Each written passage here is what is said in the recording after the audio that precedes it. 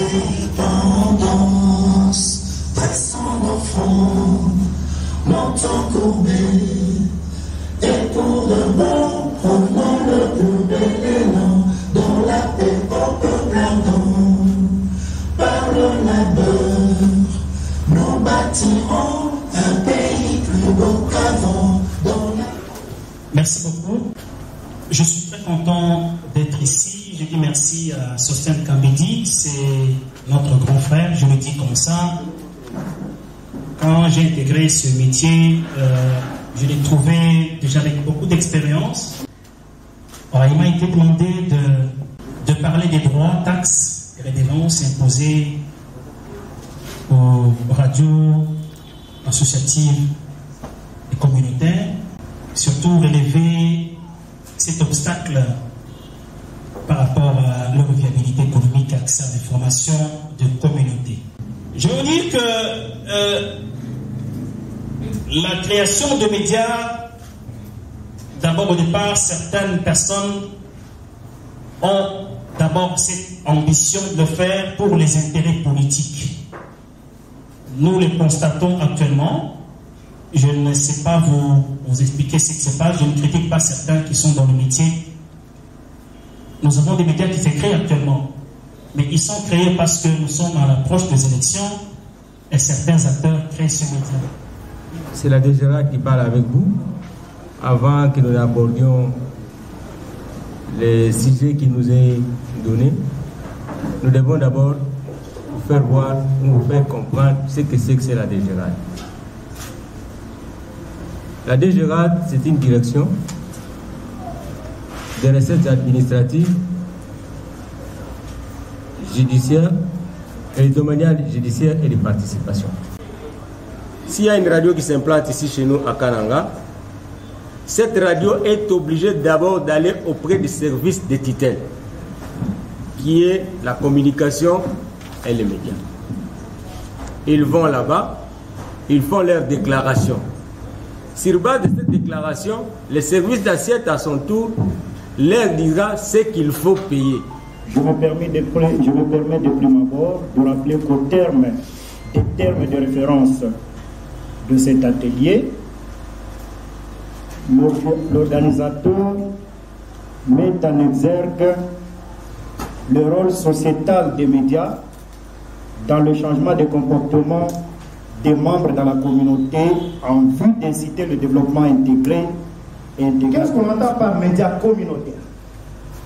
Ce média, je crois, sa compréhension fait couler beaucoup d'encre et de salive. Mais maintenant que l'ordonnance loi apporte une définition claire et précise, en prévoyant que c'est tout média créé ou initié par une ou plusieurs communautés pour l'intérêt de leurs membres. C'est cela que la loi entend par médias communautaires. Médias initiés par une ou plusieurs communautés. C'est vrai que la communauté, c'est l'ensemble des individus, mais ici, les créateurs ne peuvent pas être des individus pris isolement, indépendamment de leur... Excellence, Monsieur le Ministre, nous participons à l'atelier sur l'ordonnance loi numéro 23/009 du 13 mars 2023 sur l'exercice de la liberté de la presse et les statuts juridiques et fiscaux ainsi que parafiscales de médias associatifs, communautaires et confessionnels organisés dans la salle des réunions du CRON à Kananga par l'Union des radios associatives et communautaires du Kasaï central avec l'appui d'Internews. Venons auprès de votre responsabilité soumettre la note des plaidoyers dont la teneur suit. Le paysage médiatique congolais est tenu en majorité par les radios associatives et communautaires.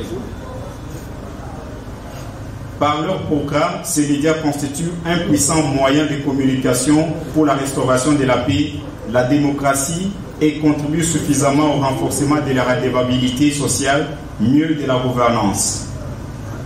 En dehors des difficultés d'ordre énergétique auxquelles elles font face, ces radios sont confrontées au manque des ressources financières pour leur bon fonctionnement. Et la province du Kasaï central, à travers le média de ce genre, n'échappe pas à cette réalité. La multiplicité des droits taxes et redevances, à laquelle ces médias sont soumis jusqu'à ce jour n'est fait que les asphyxier davantage.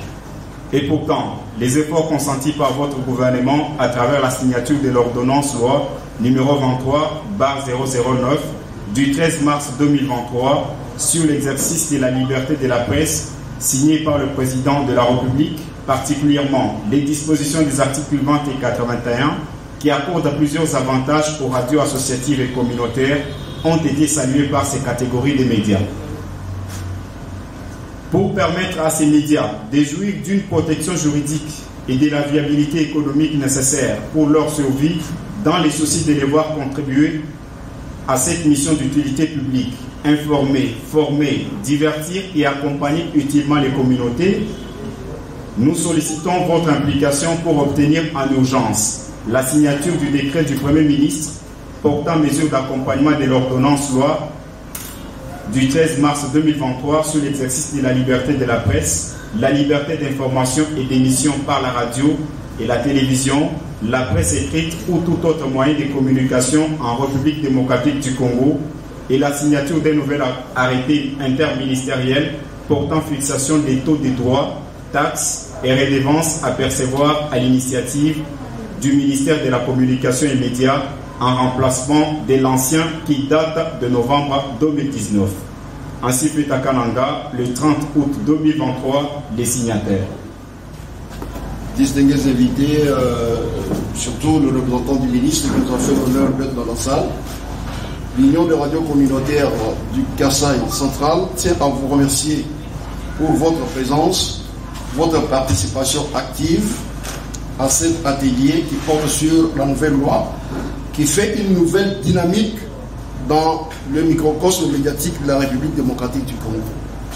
Notre vœu est de vous voir tous vous approprier de cette loi et surtout les avantages qui ont été relevés tout à l'heure lors des travaux en Carrefour. Entre autres avantages, aujourd'hui, les radios communautaires ont une reconnaissance légale à travers cette ordonnance prise par le chef de l'État.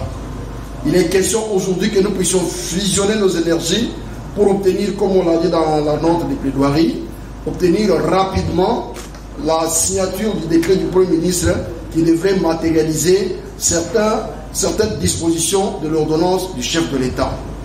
Cela dit, l'Union des radios communautaires du Kasaï occidental, ex-Kasaï occidental, vous remercie pour votre participation et vous donne rendez-vous pour un autre atelier de ce genre dans les prochains jours.